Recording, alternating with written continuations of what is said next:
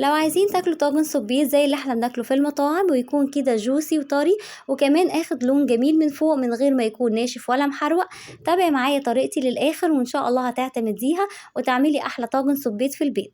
نسمي الله. اول حاجه انا هنا جبت صبيط وقطعته كويس، قطعته كده شرايح طويله بعد ما غسلته. وبعد كده جبت طبق عميق حطيت فيه 4 فصوص من الثوم وعصره ليمونه وكمان معلقه كبيره من الخل وفي عودين من الشبت والبقدونس والكزبره، وقلبت كده الخلطة دي كلها وسبتها لمدة ربع ساعة. الخلطة دي كمان تقدري تعتمديها لو انت هتقلي الكاليميري او السبيط، مش هتحطيه في الطاجن. بعد كده جبت طاسة على النار وحطيت فيها 4 فصوص من الثوم قطعتهم كده شرايح، واول كده ما ابتدوا ان هما يتبلوا ويطلع لهم الريحة بتاعتهم الجميلة، نزلت عليها ب2 من البصل الاحمر قطعتهم شرايح وقلبتهم لحد ما ابتدى البصل يدبل معايا.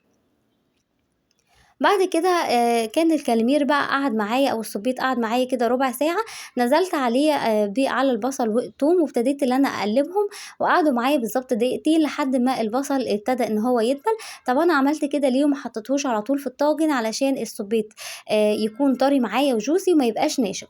بعد كده بهرته بملح وفلفل أسود وكمون وكمان طماطمية قطعتها مكعبات، وضفت لها هنا فلفل حامي، تقدري تضيفي فلفل ألوان أو فلفل بارد لو حابة، ومعلقة كبيرة من الصلصة، وقلبتهم كلهم كده مع بعض.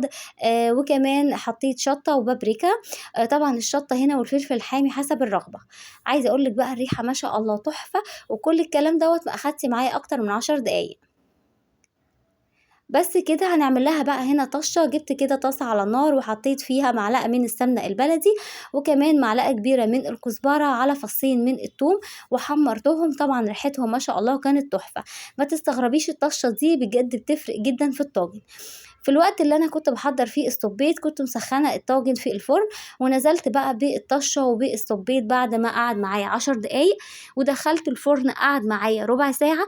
بعد كده فتحت عليه الشوايه لحد ما اخد لون كده جميل من فوق من غير ما يكون نشف معايا، هو مجرد دقيقتين بس، بجد تحفه.